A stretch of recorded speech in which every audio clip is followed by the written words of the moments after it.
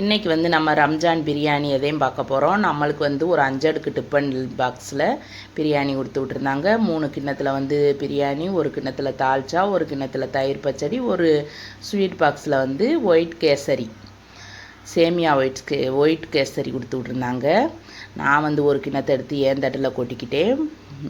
மித்த 2 கிண்ணத்தை எடுத்து அவரவரை சாப்பிட்டுக்கோங்க அப்படின்னு வச்சாச்சு. நல்லா கலரை பார்த்தீங்களா, சூப்பராக இருந்துச்சு. டேஸ்ட்டுமே வேறு லெவலில் இருந்துச்சு.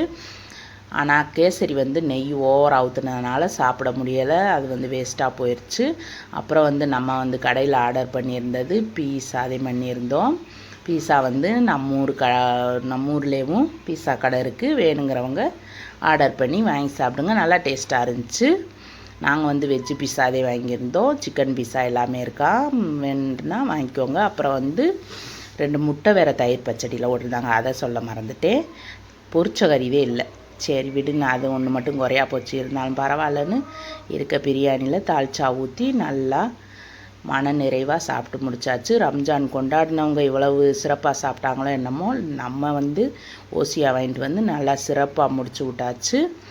உங்களுக்கு எத்தனை பேர்த்துக்கு ரம்ஜான் பிரியாணி கிடச்சிச்சு, கிடைக்காம எத்தனை பேர் வாடுனீங்க அப்படின்னு கமெண்ட் பண்ணுங்கள். இந்த வீடியோ பிடிச்சிருந்தா லைக் பண்ணிட்டு அப்படியே நம்மளோட சேனலையும் சப்ஸ்கிரைப் பண்ணிக்கோங்க.